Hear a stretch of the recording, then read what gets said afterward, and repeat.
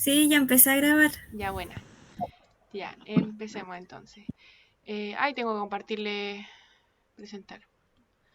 Una ventana, la de clase obstetricia. No, ahí está. ¿Me avisan si se ve, por favor? ¿Se ve Sí se ve. el power? Ya. Sí, sí se ve. Ya, entonces vamos a empezar con las clases. Primero les quería mostrar como el plan de clases que tenemos. Este es nuestro primer tema que en el módulo anterior lo alcanzamos a terminar, así que hoy igual deberíamos alcanzar. Luego seguimos con fisiología placentaria, anexos y líquido amniótico. Y también vamos a ver MEFI. MEFI me gustaría que fuera de otra forma, como que primero en una clase veamos MEFI como básico, así como cuáles son los componentes del MEFI y todo eso, y en la clase siguiente que nos dediquemos a analizarlos, como la próxima clase después de esa, puros casos clínicos, porque siento que así como que podemos entrenarlo como de mejor manera. No sé si piensan lo mismo que yo. Opino igual que tú, Paula, porque eso es lo que nos falta. Por lo menos yo, Mefi, estoy mal. Falta más el ver ejercicio, el practicar. Yo creo que eso nada más nos falta. Ya. Porque la teoría por lo menos la sabemos. Sí, pues, entonces la primera clase sería como un repasito, veríamos los MEFIS como las categorías y todo, y la clase siguiente la idea es que sean puros casos clínicos, entonces así lo vamos como practicando harto, po. Siguiendo con los temas, después tenemos evaluación de la unidad fetoplacentaria, fisiología del trabajo de parto 1, donde vemos determinismo, fisiología del trabajo de parto 2, donde vemos la fisiología de la contracción uterina. Después tenemos mecanismos y características del trabajo de parto fisiológico. Y al final, inducción y conducción del trabajo de parto. Esto de obstetricia 1. Cuando terminemos todos estos temas, empezamos con obstetricia 2, ¿ya? Así que eso, hoy día comenzamos de lleno con este tema, que son las adaptaciones endocrinológicas en la gestación. Acá arriba dejé un link de los cambios físicos, porque los cambios físicos no los pusimos como un tema para repasar, pero creo que igual es importante que lo vean. Eso es del Chile Crece Contigo. Y en verdad está súper bueno porque en sí los cambios endocrinológicos hacen que hayan cambios físicos, entonces van súper de la mano. Por si después tienen tiempo le echan una leidita. Y esto de la eco lo voy a explicar más adelante, pero fue un aporte de la Pauli Toledo a la clase de semana. Y acá dejamos la fórmula de cálculo de la fecha probable de parto, porque tenemos unos casos clínicos que podríamos hacer al final si es que alcanzamos bien. Para esta clase tengo 4 casos clínicos, pero si no alcanzamos a hacerlo, la idea es que la clase termine a las 4 para que no terminen tan chatas igual. Si no alcanzan, los pueden hacer como en su casa, después los desarrollamos todos juntos, o si quieren los conversamos por el grupo de WhatsApp, así que esa es la idea, po. Mi idea principal dentro de todo esto es que vayamos haciendo hartos casos clínicos porque yo sé que eso es lo que más nos falta. Así que todas las clases traeré casos clínicos dentro de lo posible, ¿ya? Entonces, para esta clase tenemos que ver que hay hormonas que son las principales, que son las que sostienen el embarazo, donde tenemos la gonadotrofina coriónica, los estrógenos, la progesterona, el lactógeno placentario o somatotrofina y la oxitocina. Lo que estoy mostrando es solamente el PPT, ¿verdad? No se ve otra cosa, porque tengo como un torpedito y no quiero que se vea el torpedito. No, no se ve solo el PPT. Ya, bacán. Oye, Linda, ¿este PPT tú lo compartiste? No, pero lo puedo convertir, o sea, se los puedo pasar como lectores porque si me lo editan, no creo que me lo editen. Ahí se Sí, los como puedo para, compartir sí, después, ¿sí? Pero en todo ya. caso no tiene mucha información. Como que más lo que yo voy a decir, igual para las próximas clases, o sea, para las clases voy agregando como esquema, pero no tienen mucha info porque la info la digo yo al final. Igual si necesitan info me pueden pedir, la idea siempre es ir pasándoles bibliografía buena donde pueden seguir como repasando.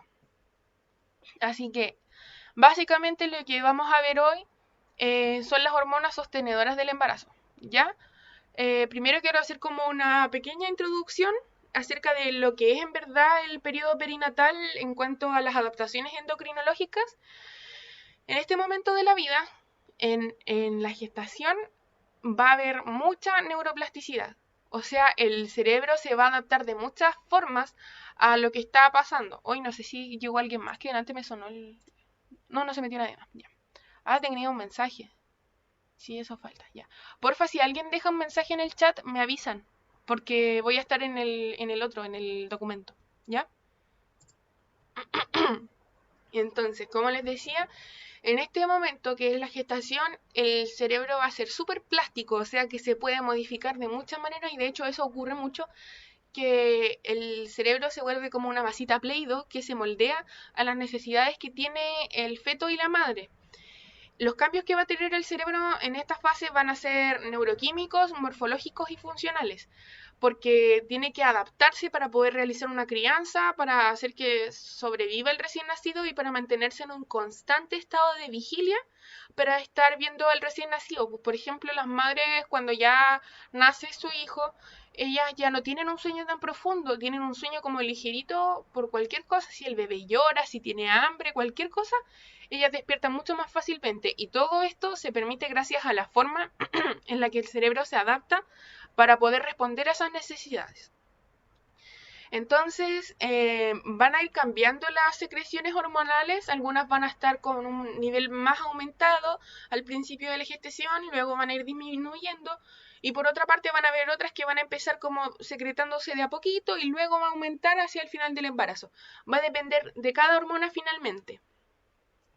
Lo que sí hay una hormona que es súper importante que según yo es como de las más relevantes porque siempre hablamos sobre ella, que es la oxitocina. Después la voy a tocar con más profundidad, pero primero quiero recordarles como que esta hormona la conocemos como la hormona del amor. Y además de secretarse en la gestación, se secreta cuando uno recibe un abrazo largo, como un abrazo reconfortante, en el orgasmo, esto en hombres y mujeres, ¿ya? Y esta hormona tiene tantas funciones maravillosas como por ejemplo reforzar el vínculo para formar el apego, porque activa nuestras emociones, los circuitos de cuidado, del estado de vigilia constante y facilita mucho el aprendizaje, haciendo que se formen nuevas conexiones neuronales en el hipocampo. El cerebro siempre se va a estar desarrollando, pero un periodo donde es bien importante este cambio cerebral es en la gestación. Aparte de la niñez, como que vemos que se forman un montón de conexiones neuronales, también ocurre en la gestación. Por eso muchas veces una persona antes era de una forma y después de convertirse en madre cambia mucho. Y ahora vamos a ver cómo vamos a entrar más de lleno. Esa es una pequeña introducción.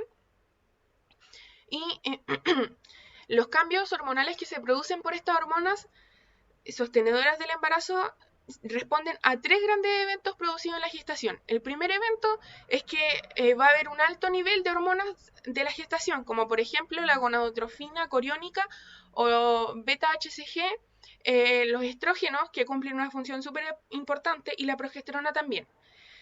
Otro cambio que va a ser muy importante y que va a responder a esa función es que va a haber una mayor demanda metabólica por parte de que va a imponerle al feto, porque tenemos que pensar en el feto, sé que suena feo, pero en realidad el feto es como un parásito, entre comillas, que absorbe los nutrientes, el oxígeno y todas las cosas que la madre consume.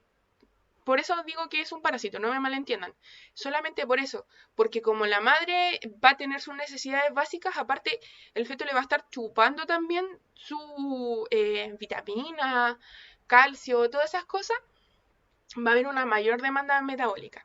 Y como tercer objetivo está la adaptación del organismo materno a los requerimientos fetales, porque va a tener que aumentar su volemia, su gasto cardíaco para compensar todo lo que necesita el feto.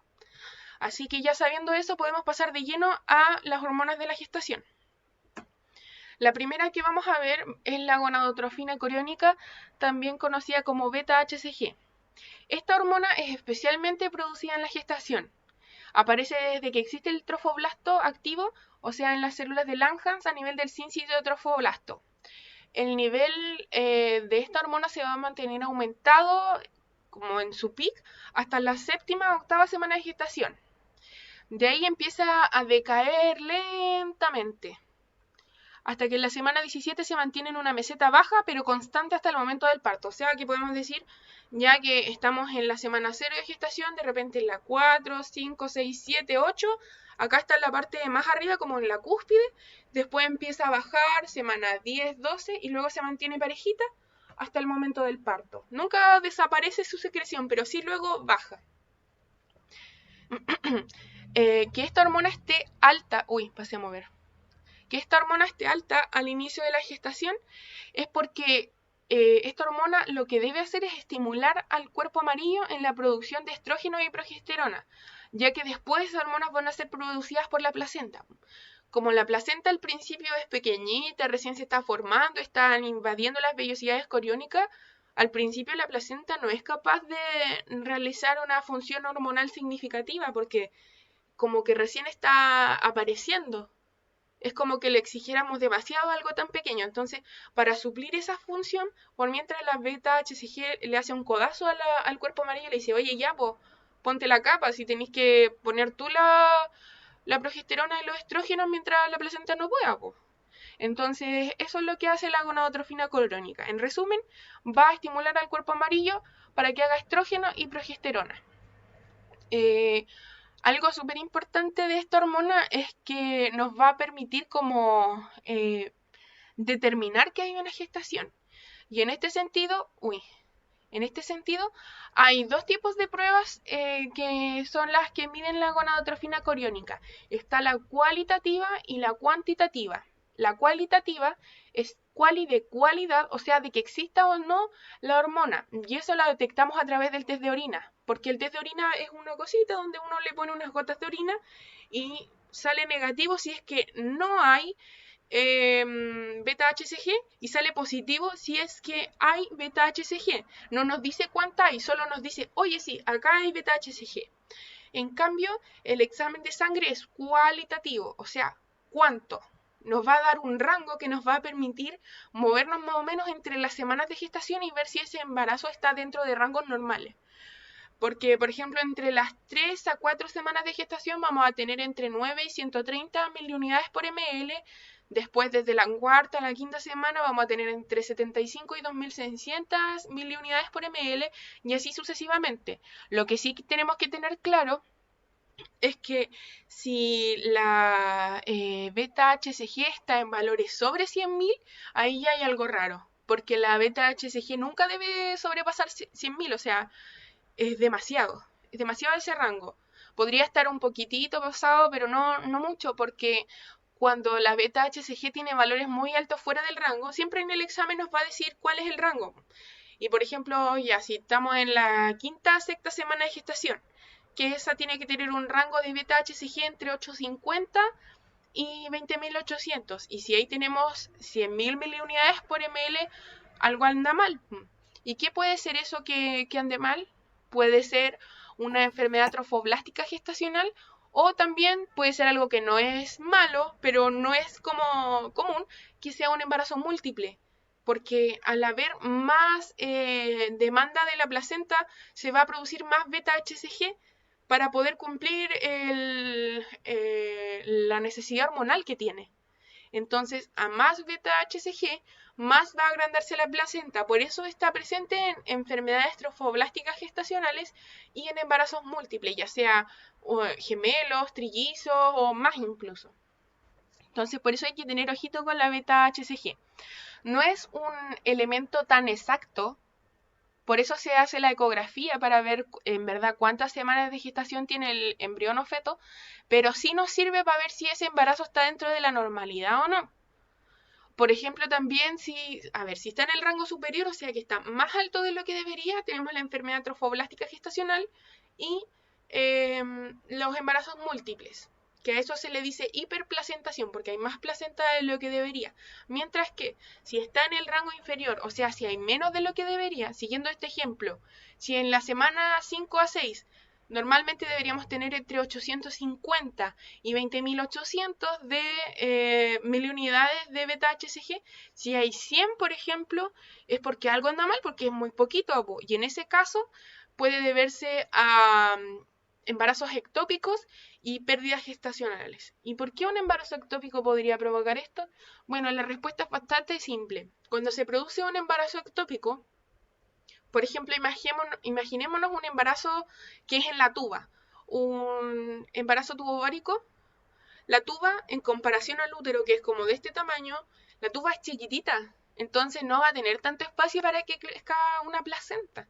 Por lo tanto, no van a haber tantos valores de beta-HCG. Lo mismo cuando hay una pérdida gestacional. La placenta va a dejar de crecer. Entonces, por eso los valores de beta-HCG van a estar bajos. ¿Ya?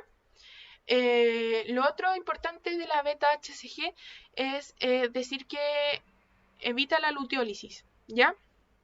Esto significa que evita que llegue la menstruación, evita que haya sangrado menstrual y todo ese tipo de cosas. Por eso se dice que la beta-HCG es una hormona análoga, entre comillas, a la LH, porque ocupa sus receptores. O sea, lo que hace la beta-HCG es decir, ya, por ejemplo, este es un receptor de LH y llega la beta-HCG y le dice a la LH, no, chao, chao, me toca a mí. Tengo que evitar que haya menstruación porque si no este feto o embrión se va a morir. Y llega y ocupa todos sus receptores. Y le dice al cuerpo amarillo, ya, dame progesterona, dame estrógeno, sí, sí, dame nomás. Entonces así se mantiene funcionando, con su pica hasta la séptima o octava semana, y después cuando la placenta ya esté más madura va a ser ella la que va a producir todas esas hormonas. y, otra cosa importante que había olvidado decir. En el segundo trimestre de gestación, o sea, si estamos en el primer trimestre están todos los valores bien, pero después, en el segundo trimestre de gestación, hay un valor de beta-HCG más alto de lo esperado y antes no lo había, es muy probable que el feto tenga síndrome de Down, porque el síndrome de Down se tiende a asociar con la inmadurez placentaria, porque la placenta cuando hay un síndrome de Down no va a madurar ni el feto tan correctamente, ni la placenta, entonces como va a estar un desequilibrio en el cuerpo, la beta-HCG va a mandar más y más para inducir a que esa placenta madure, pero esa placenta nunca va a poder madurar como corresponde. Entonces, eso pasa. Como que la beta-HCG manda y manda y manda más hormonas, pero la placenta nunca va a compensar como crecer lo que es necesario. Entonces, eso. También puede producirse beta-HCG cuando hay tumores hipofisiarios, como vimos con el profe Cristian Camaño. Un hombre si orina, por ejemplo, un test de orina y sale positivo es porque tiene un tumor hipofisiario. Y también puede darse un falso positivo en mujeres si es que hay este fenómeno, ¿ya? No sé si tienen alguna pregunta con respecto a la beta-HCG o queda todo claro. Todo bien hasta ahora, Paula. Todo súper claro, Paula. Ya, bacán. Cualquier cosa me abren el micrófono nomás y me avisan, ¿ya? Voy a seguir entonces.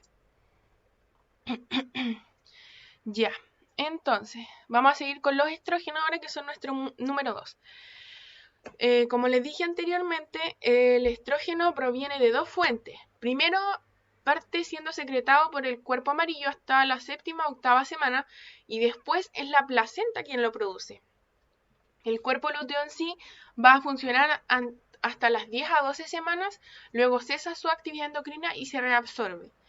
Pero eso quiere decir ya, vamos en una escala de tiempo, vamos en la semana 0, 1, 2, 3, 4, 5, 6, 7, hasta las 7, 8, el cuerpo amarillo es el que se lleva el protagonismo, el que tiene el premio Nobel a producir estrógeno y progesterona. Pero después llega la placenta y como que le roban la corona y es ella la que todo así, oh, mira, está produciendo estrógeno, progesterona, así como que ella es la reina hasta el final de la gestación. Y después el cuerpo lúteo, como ya, pucha, no produce mucho, como que nadie lo pesca, desaparece. Se reabsorbe y aquí nunca hubo cuerpo lúteo. Entonces, eso con los estrógenos. Primero cuerpo amarillo, después placenta.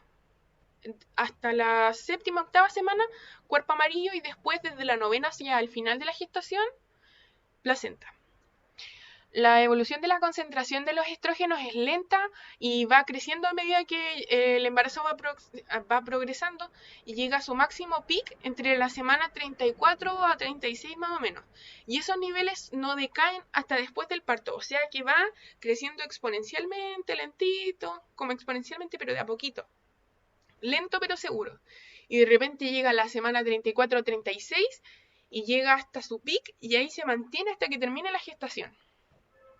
Los estrógenos se dirigen fundamentalmente a 4 objetivos, como que se pone como si fuera un francotirador y dice, ya, voy para acá, útero, vagina, vulva y mamas. Ese va a ser mi objetivo. Igual va a tener efecto colateral en otras partes, como por ejemplo cualquier mucosa. Hay algo que pasa mucho que es un cambio físico, por eso yo les digo que los cambios físicos están muy relacionados con los cambios endocrinológicos, porque, por ejemplo, la gestación ocurre épulis, que es el sangrado de la encía, porque está muy friable y eso es acción de los estrógenos, ¿ya?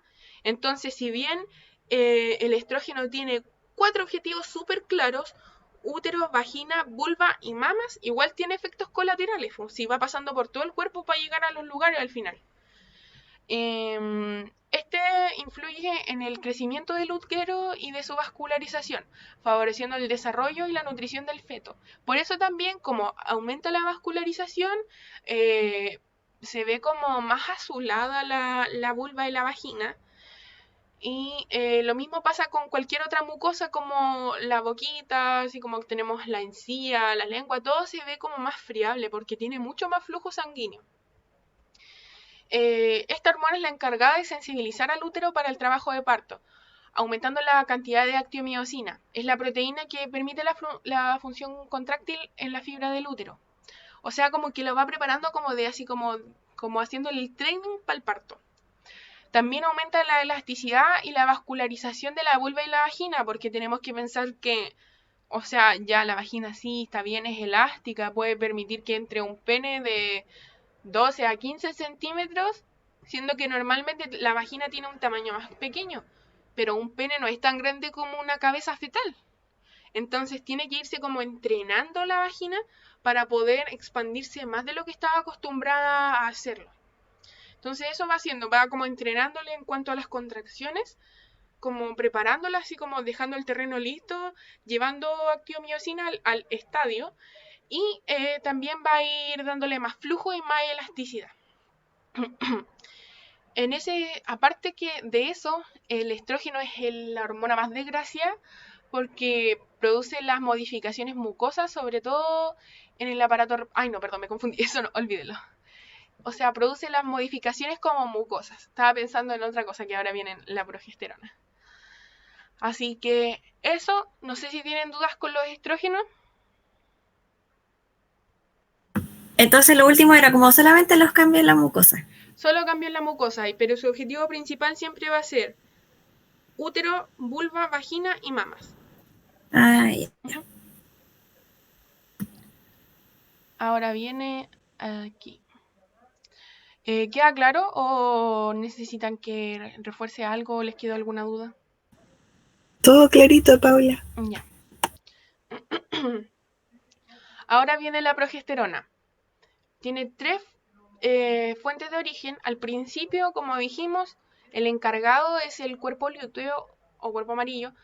Luego la placenta va a tener el protagonismo, pero también se postula que hay como un as bajo la manga, como alguien que está dando como unos pichintunes para allá, que son las glándulas suprarrenales, ¿ya? Ellas igual tienen como la ciencia ha dicho que también produce un aporte, pero no es tan significativo, pero igual es un aporte, si todo suma acá. Respecto a esta hormona, también va a alcanzar sus niveles, van a ser como crecientes, pero su máximo valor va a ser entre la semana 32 a la 34. Y este valor solamente va a decaer después del parto, porque aquí esta hormona va a permitir que el útero siga en reposo y que no hayan tantos embarazos de pretérmino habitualmente, pues porque lo que va a hacer es mantener el útero así como ya tranquilito, si ya nos queda poco, espera un poquito, ya vamos, ya vamos.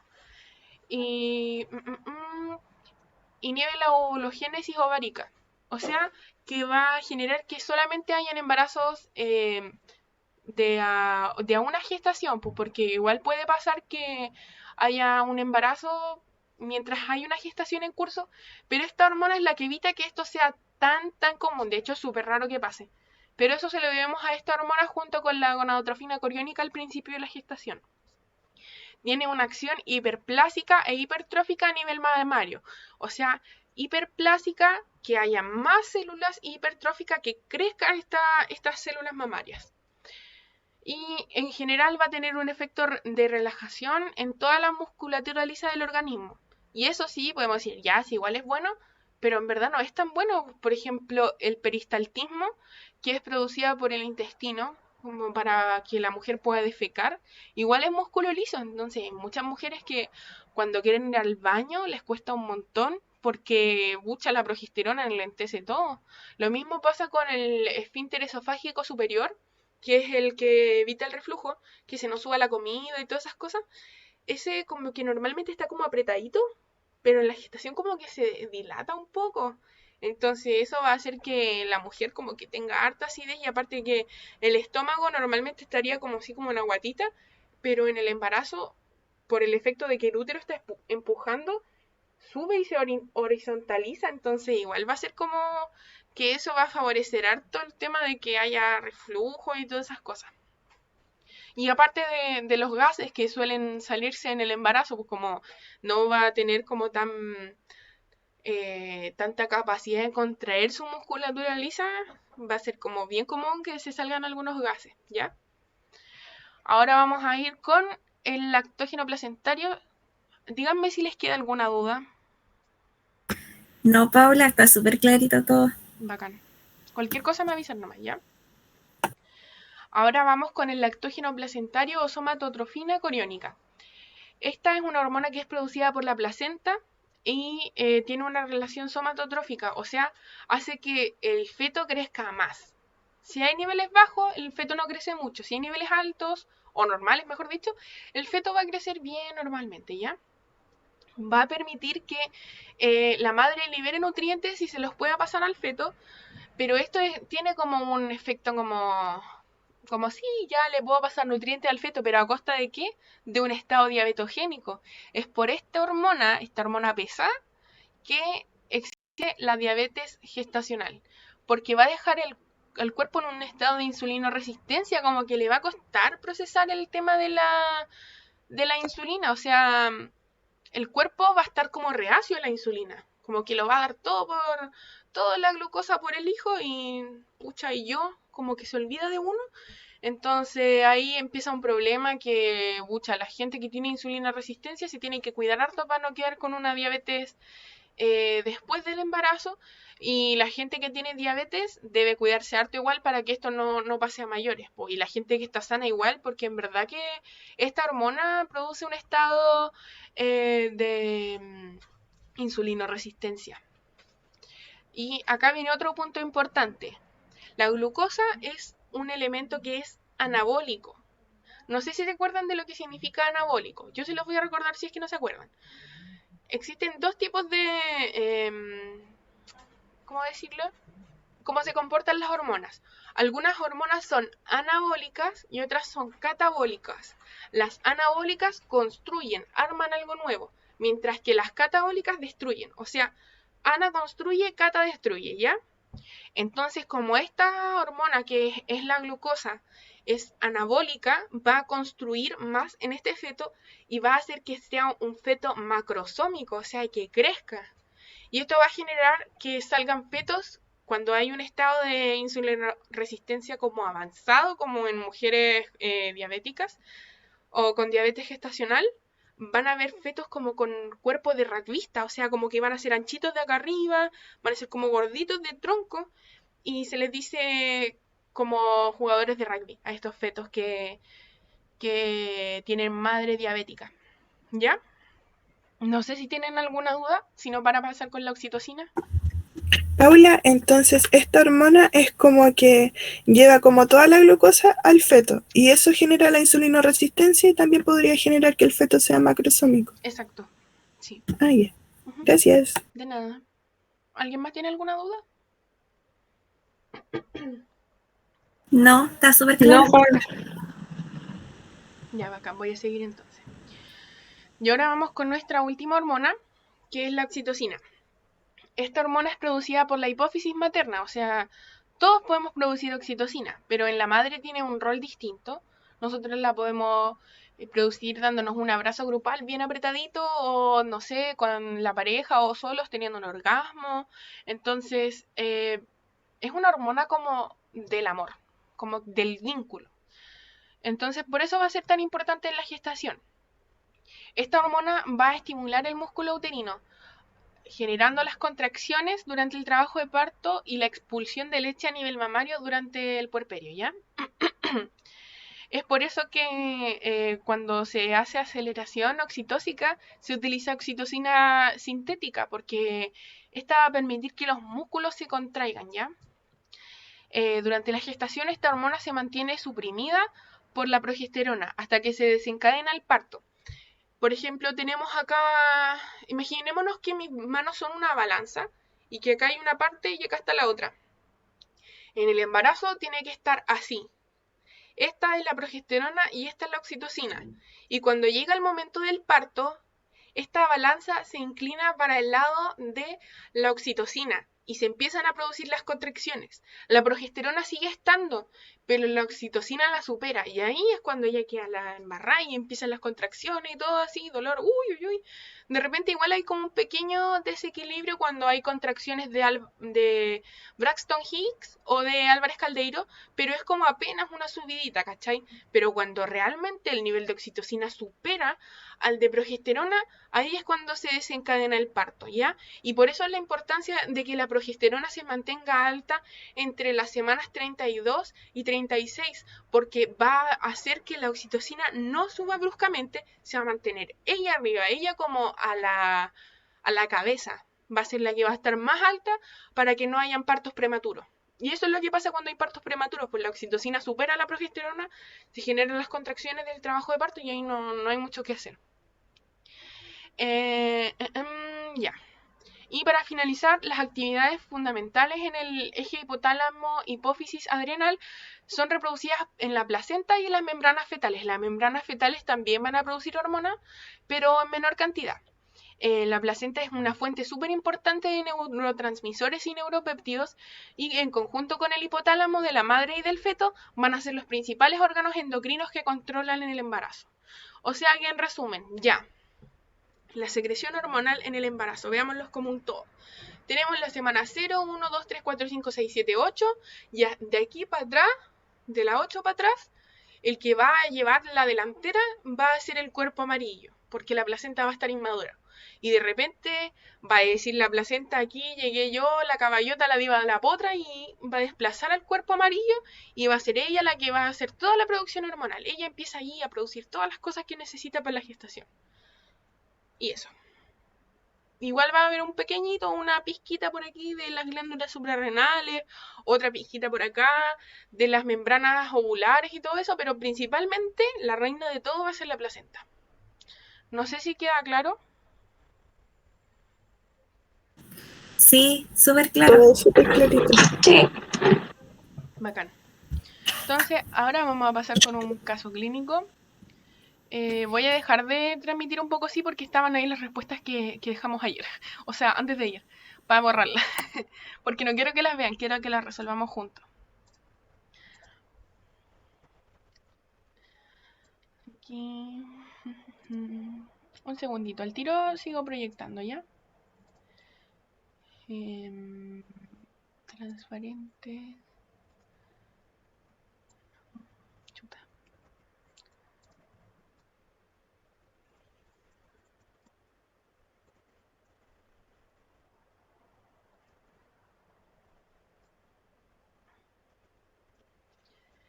Y ahí está. Ya, ahora les vuelvo a proyectar. Quería borrar la respuesta. Senda bracitos, dice la Connie. Sí, senda bracitos. Una ventana. Y aquí ponemos clase de obstetricia 1. Ahí estamos. ¿Lo leen, chiquilla? Sí, Paula. Ya. Sí, Se los voy a leer entonces. Paciente de 20 años que consulta en el CEFAM por amenorrea de 10 semanas, con dolores pelvianos de 2 meses de evolución. Refiere náuseas, cefaleas y mastalgia de 4 semanas de evolución. Al realizarle PAP y colposcopía, se evidencia un cuello cianótico y edematizado. Al tacto, cuello intermedio cuello intermedio de posición y reblandecido, con un útero aumentado de tamaño. Entonces, primero quiero que vayamos respondiendo estas preguntas. Y ahí me van a empezar a responder ustedes. Aquí quiero que participen. ¿Qué datos clínicos van a ser relevantes para llegar al diagnóstico? Que lleva 10 semanas de amenorrea.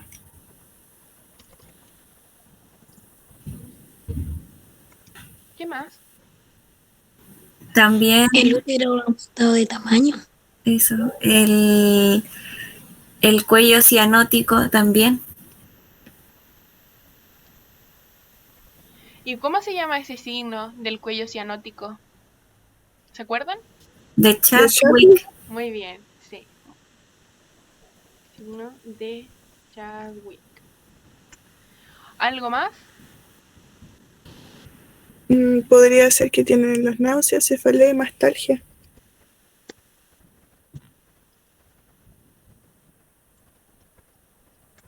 Muy bien. Ya. ¿Y acá cómo vamos a llegar al diagnóstico?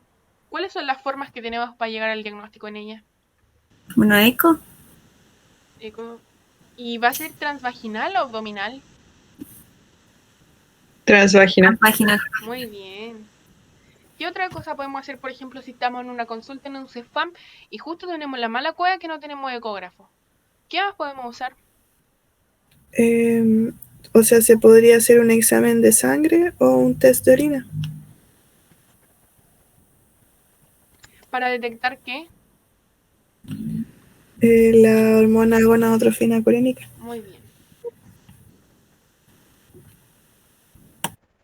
Ya. ¿Y cuál de esos exámenes, del examen de sangre o del de orina, cuál es cualitativo y cuál es cuantitativo? Cuantitativo el de sangre Muy bien. y cualitativo el de orina. Bien. Eso sería. ¿Y qué tenemos que explicarle a esta usuaria? ¿Por qué puede estarle pasando esto? Tiene un bebé. La cigüeña, mija, la cigüeña. Posible embarazo. Muy bien. Y ese sería el primer caso clínico. Aquí dejé que quería que repasáramos esto, los signos de probabilidad de embarazo, porque cuando yo fui por lo menos a APS, como que igual se nos confundían algunos, entonces siempre va a estar como bien repasar estas cosas, ¿ya? Vamos a empezar entonces de arriba para abajo. El de Chadwick es el que tenía la usuaria anterior, pues tenía una coloración azulosa en la vagina y en el cervix. Se le dice también coloración violácea. Normalmente la vagina y el cervix están rosaditos, pero en estos casos por el aumento del flujo sanguíneo va a estar como violácea, azulosa, por ahí. Y Paulita, una pregunta. ¿Y esa de qué semana, más o menos, perdón? No sé si lo dijiste, porque hay desde veces las que se 6 me fue. semanas, lo iba a decir Ah, ahora. ya. Ah, perdón, sorry. Tranqui, no te preocupes. A este signo es importante que sepan también que las matronas antiguas le dicen signo de Jacquemier. Está escrito acá, al ladito. Jacquemier. Y ocurre desde las 6 semanas de gestación, o sea, desde el mes y medio, ¿ya? El signo de Gödel es el signo de reblandecimiento del cuello uterino que va a estar tan blandito como la punta de nuestra nariz. El signo de Gauss, me encanta esta relación que hizo el Benja como la campana de Gauss.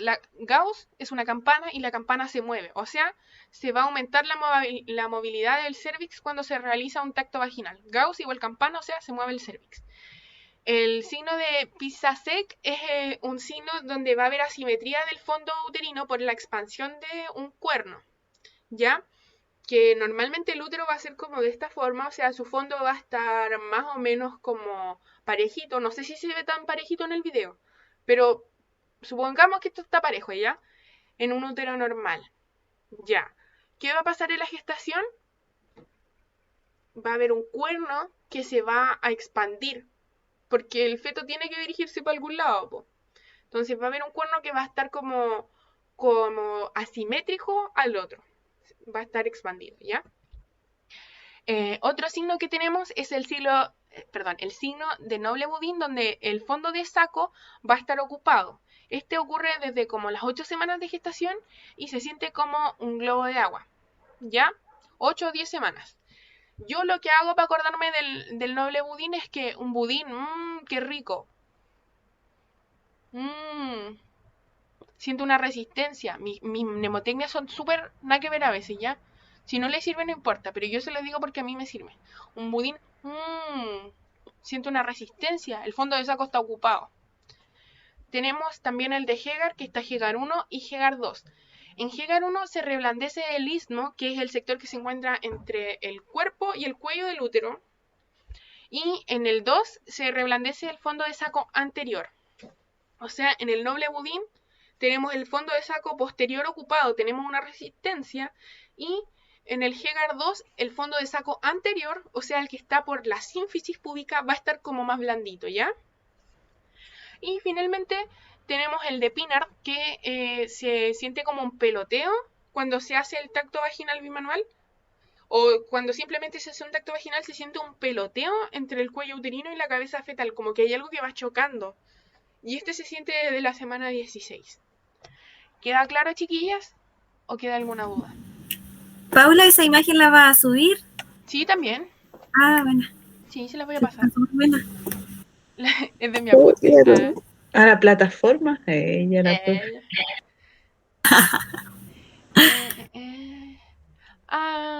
Ya, esto ya lo vimos, que era lo del caso clínico 1. Y vamos al caso clínico 2. Espérenme un poco, voy a dejar de proyectar de nuevo porque tengo la respuesta. Ah, no, pero la editamos lo de acá. Calmado. Le ponemos caso clínico 2 nomás. Y borramos esto, que esto era del 1, así que no le sirve de torpedo, ¿ya? Ahí está. ¿Dónde está mi libro? Aquí está. Que les quiero recomendar esta joyita que se llama Casos Clínicos de Ginecología y Obstetricia. De acá saqué la mayoría de los casos clínicos. Muy bueno, muy bueno. Y lo voy a usar para que complementemos, ¿ya? Entonces, Paula, vamos. Dime. ¿dónde la compraste? La tienda se llama Impresiones-Alsacia. Lo compré Ya. por Mercado Libre. Por último, ahí después les puedo pasar el link al grupo, si me acuerdan, ¿ya? Sí, por fin. En todo caso, igual le estaba pensando como en escanearlo, porque igual me costó como 13 lucas. Y yo sé que no todos estamos como bien de plata, pues, entonces pensaba ir escaneando a medida que vayamos viéndolo. Para que no Pues. todos tengan que comprar. Ya. ¿Cómo se llama el libro? Casos clínicos de ginecología y obstetricia. Ahí les mando una fotito como es. No lo encontré en PDF en ninguna parte, sino ella se lo habría mandado y no lo habría mandado a imprimir. No, yo igual lo estaba buscando en PDF y no está. En ninguna parte está la cuestión. Pero no te preocupes, yo igual podría irlo escaneando, mandándole fotos, y de hecho este le vamos a estar usando para las clases porque tiene casos clínicos súper buenos, ¿ya? Así que eso.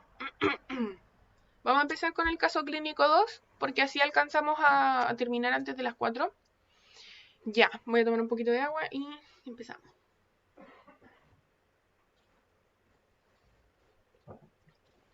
Ya. Caso clínico 2. Mujer de 27 años acude a consulta el 4 de diciembre de 2020. Fue el 27 de octubre y se realizó un test de embarazo la tarde anterior, con resultado positivo. Antecedentes familiares: tenemos hipertensión arterial materna, padre diabético, que se trata con metformina. Antecedentes personales: tenemos una apendicectomía a los 18 años.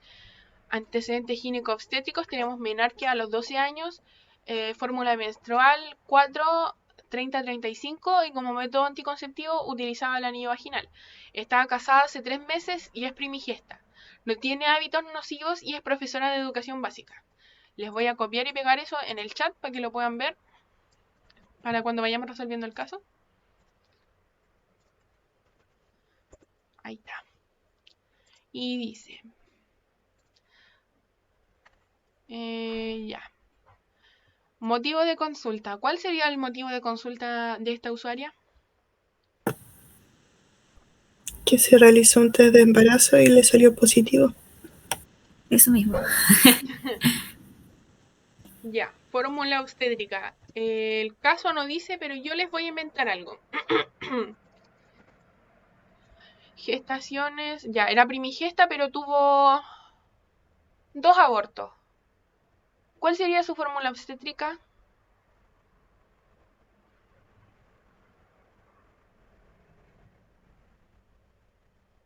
G3, ¿Ya? P0, A2. Muy bien. Y esto me pareció súper interesante. Riesgo. Esto lo dice el libro y por eso lo agregué y quiero como compartir esto con ustedes. Hay una pregunta de este caso clínico que dice, ¿acarrea este embarazo algún riesgo especial? Y creo que tenemos que empezar a analizar las cosas de esta perspectiva, como para ver en qué podemos obrar mejor como matrona. Voy a leer esta parte, ¿ya? Dice, esta gestación en principio no acarrea ningún riesgo, ni la edad ni los antecedentes personales o familiares son factores de riesgo en este embarazo. La usuaria reconoce con precisión la fecha de su última regla y se observa que los ciclos son bastante regulares. No obstante, al ser el primer embarazo, no se tienen antecedentes de gestaciones previas, cuya normalidad afianzaría aún más la capacidad de la gestante de mantener todo el proceso de embarazo de forma más normal y disminuiría enormemente la posibilidad de que se produjera una preeclampsia.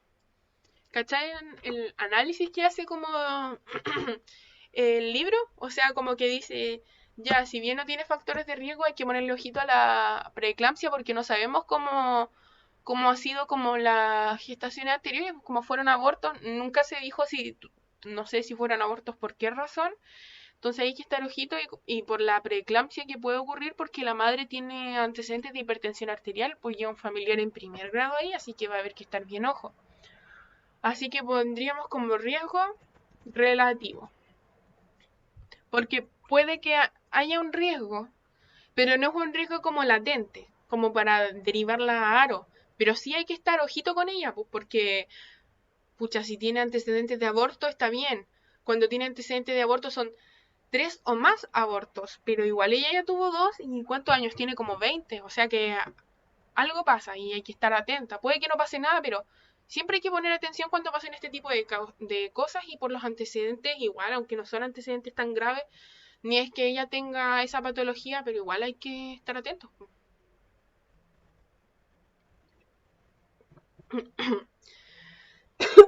Lo otro, ¿es necesario hacer una exploración general? ¿Qué creen ustedes? Yo creo que sí. Como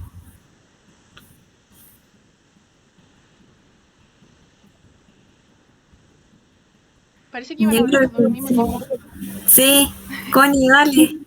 no, dale, vale. ¿No? Ah, Cachipuña.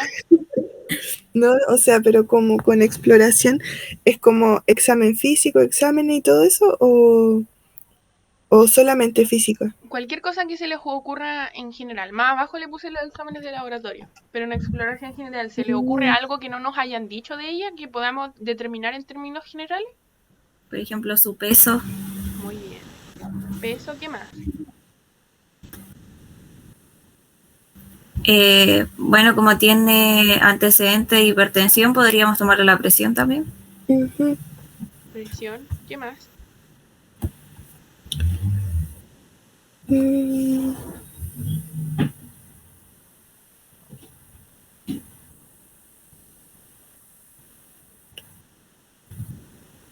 mm,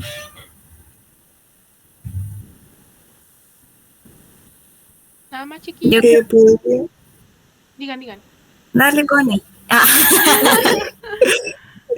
podría ser así como, o sea, nosotros no lo vamos a ver, pero el derivar a odontólogo en caso de que hayan caries o algunos problemas en las encías. Claro. Derivación odontológica. Pero le falta algo más general. yo creo que los signos vitales en general, pues los que se toman, Sería ¿o la no? temperatura, La saturación. de oxígeno. La presión, sí, con esos 3 signos estamos bien. Pero aparte del peso, ¿qué tengo que calcular para el IMC? La talla, o sea, la altura. Más la altura, muy bien. Porque ahí le vamos a hacer su carnet de leche también, pues. Entonces necesitamos saber su IMC. Po. ¿Se acuerdan en qué caso se daba o sea, cuánto se daba en cada caso? ¿O lo recordó? En mujeres normales, sobrepeso y obesa, 1 kilo de PENAC. Y en mujeres bajo peso, 3 kilos. Muy bien, muy bien. Ya, ¿y exploración ginecológica hay que hacer? Habría que preguntarle si es que tiene papa al día o... Muy bien.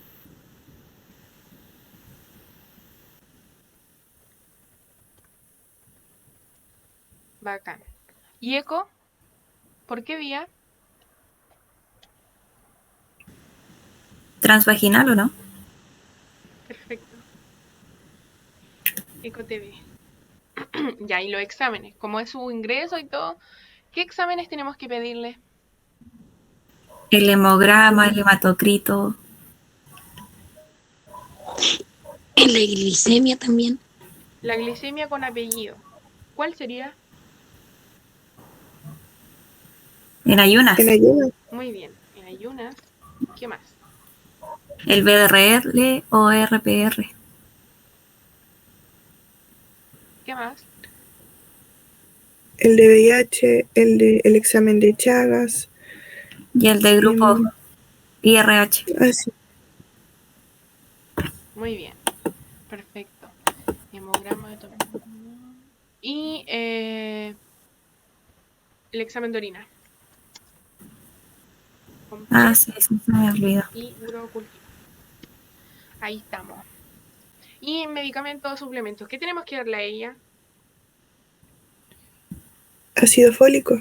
¿Cuánto? 1 miligramo. 1 miligramo cuando está normal y 4 o 5 miligramos dependiendo del centro cuando tiene antecedentes de alguna malformación del tubo neural. Para que lo recuerden. Muy bien, Connie. ¿Qué más? ¿O nada más? Lo de la alimentación. El PNAC. O sea, sí, el PENAC. 1 kilogramo. Leche, purita, mamá. ¿Y qué más? ¿Nada más? Hierro. Muy bien. ¿Cuánto hierro? Hierro 30 a 60 miligramos, ¿no? Perfecto. 30 a 60 miligramos. Y en caso de que ella tenga anemia ferropriva, se tienen que dar entre 30 a 120 microgramos más. Ah, ya. Eso lo buscamos con el grupo pasado en la guía perinatal. Ah, súper. Y eso sería la clase. Pusimos lo mismo que los chiquillos. Acá les había dicho otra fórmula. Da lo mismo si era como que era algo que se me ocurrió en el momento. Y aquí tengo más casos clínicos. Dejé para resolver. Yo no sé si los quieren resolver ahora o lo quiere resolver cada uno por su cuenta. Con el otro grupo no alcanzamos a resolverlo. Y aparte que no participaban tanto, así que me quería ir un poco. Porque se me hacía fome. Es que faltaba la Vanessa. Faltaban las dos.